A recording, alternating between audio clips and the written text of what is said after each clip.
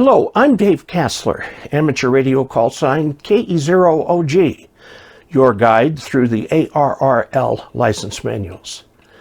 The videos in this course follow the manuals section for section. You can get the ARRL license manuals from the source listed below the video. After you watch the video, dig into the corresponding section of the book, study the associated questions, and then come back for the next video. This particular topic is one that people can get a little touchy about. So I'm going to warn you right up front that you will be interfered with at some point, and you may end up interfering with someone else at one point. You've got to remember, this is just a hobby.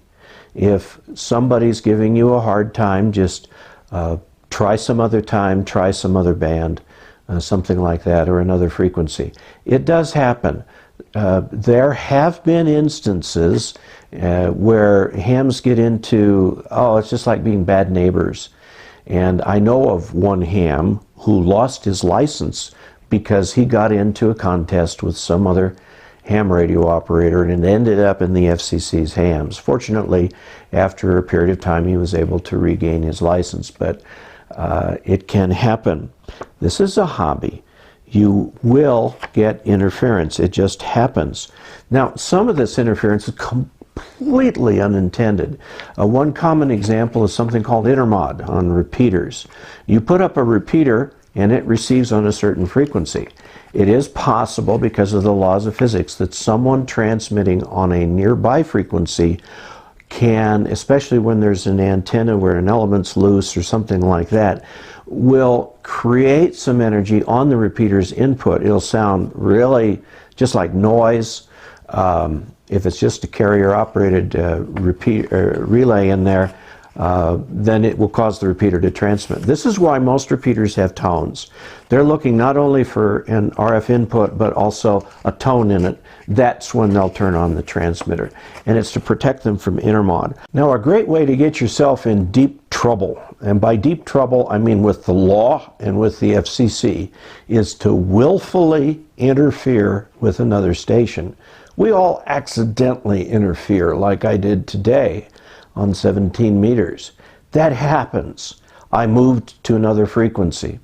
Now, sometimes, once in a while, you may find yourself the target of interference. Work with your local club.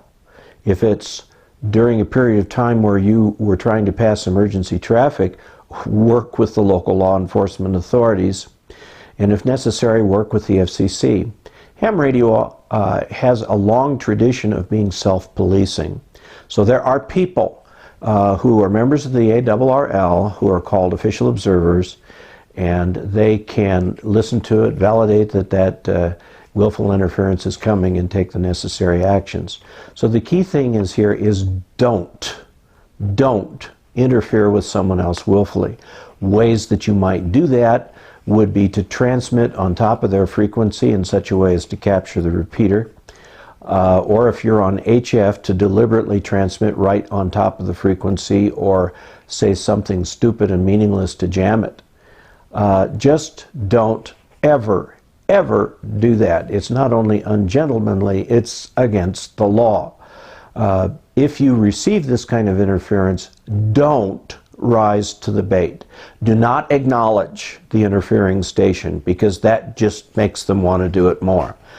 Carry on if you can. If you can't, then move to another frequency. If it is repetitive, get with the official observers. But whatever, don't get yourself into a shouting match on the air with someone who's giving you willful interference. Remember, you have something to lose. The other guy doesn't care. He has nothing to lose. And so you can't win. You simply can't win.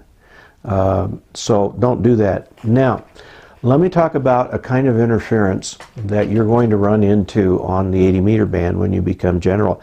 I'm just warning you about this. There are things called nets where people get together on the air at an appointed time.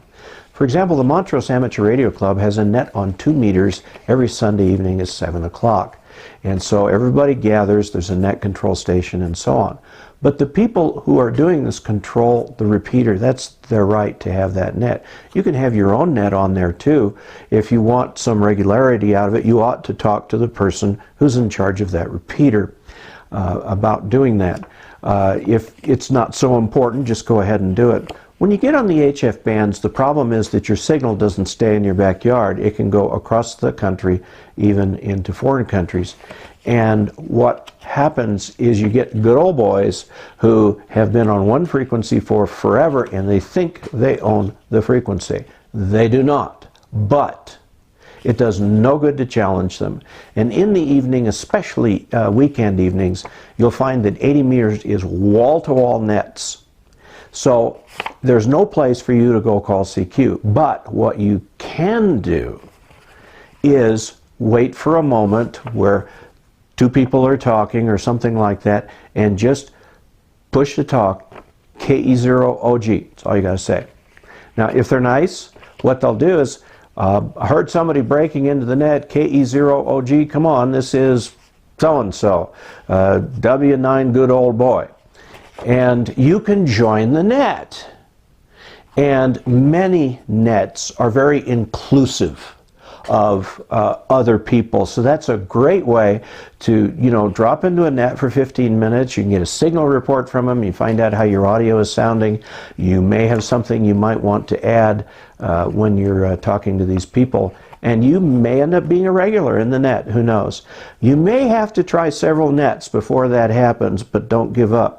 If there's a lot of nets on 80, don't call CQ, because you're sure to be on top of somebody's net, because they're about every 2.5 kilohertz up and down the band. Thanks for following along with the videos and the book.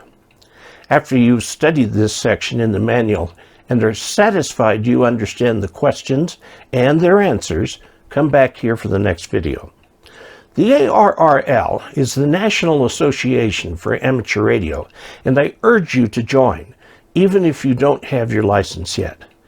That way you get QST, the League's monthly magazine full of articles for beginners and veterans alike, or you can choose On the Air, a magazine designed specifically for those new to amateur radio.